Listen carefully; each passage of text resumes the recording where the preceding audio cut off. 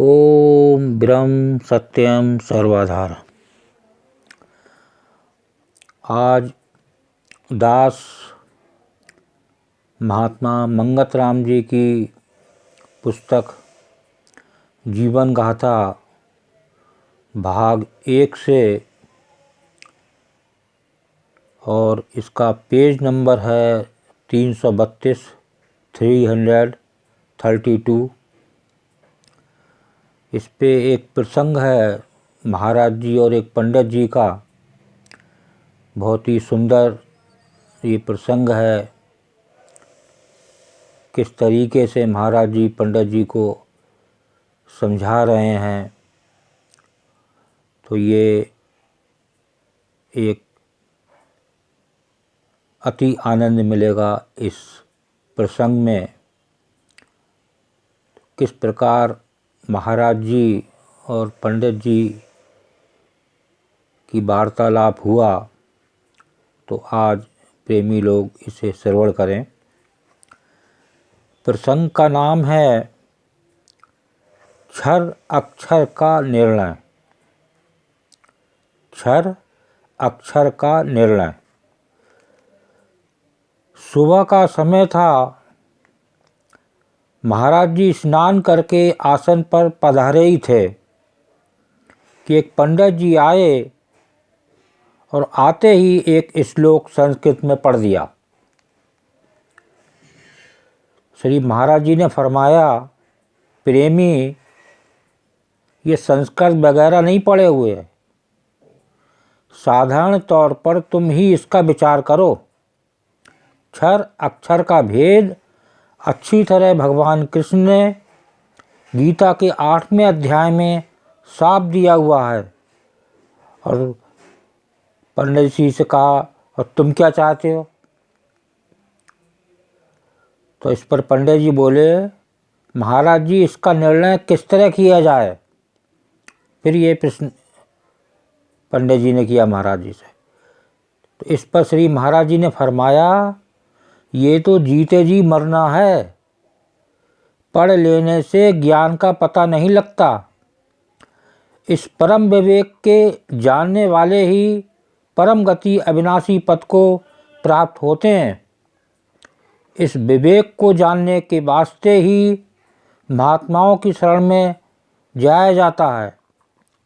अक्षर अवस्था की प्राप्ति करके ही ब्रह्मा विष्णु शिव आदि योग आचार्य सिद्ध बुद्ध नाथ गुरु अवतार पीर कहलाए। नाम रूप संसार का फैलाव जितना भी माया जाल दिखाई दे रहा है, सबका सब झूठ यानी नाश रूप है।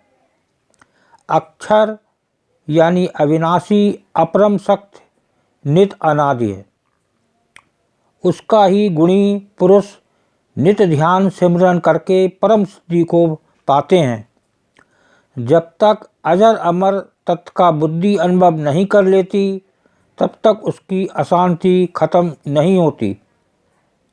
करोड़ों जन्म जन्मांतर तक जीव तृष्णा में गोते खाता रहता है। बंधनों से खुलासी नहीं हो सकती जब तक क्षर रूप माया के संग बुद्धि लिपटी है। देखिए आगे क्या कहते हैं महाराज जी।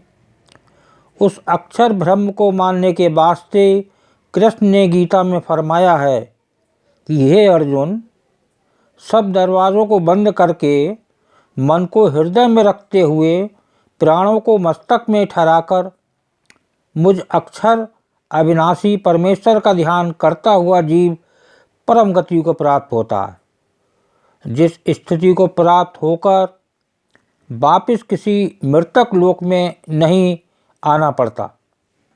सारी गीता का सार ही यह है कि जिस्म और जान क्या वस्तु है। पुरुष और प्रकृति का खोलकर निर्णय सुनाया गया है। अव्यक्त रूप में आरूढ़ होने के वास्ते सतयत्न को फिर 5वें अध्याय 6वें और 8वें अध्याय में बहुत अच्छी तरह समझाया गया है। पढ़ लेने से ज्ञान होता तो सभी ज्ञानी बन जाते। करनी करके ही वो अवस्था प्राप्त हो सकती है। खाली 4 श्लोक इधर के 4 उधर के या उपनिषद याद करने से कोई पंडित नहीं हो जाता। देखिए किस प्रकार महाराज जी ने पंडित जी को समझाया। ब्राह्मणों में तो श्लोक बेचकर गुजरान का जरिया बना लिया है। अपने असल कर्तव्य को भूलकर क्या दशा बना ली। गीता का अर्थ कृष्ण ही जानते हैं और सब पत्तलें चाटने वाले हैं। पढ़कर गुलने की कोशिश करो। पंडित जी ने अर्ज की, महाराज जी हमको भी किसी रास्ते पर ला दें। देखिए अब पंडित जी को उनकी प्रश्न का उत्तर मिल गया।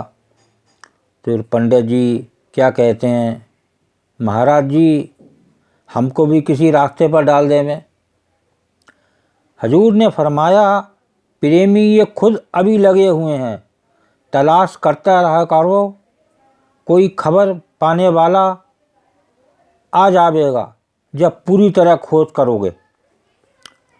देखिए कितनी अच्छी तरह कृष्ण का एक उदाहरण देते हुए गीता का साथ में और पंडित जी को महाराज जी ने कितनी अच्छी तरह उपदेश दिया और पंडित जी को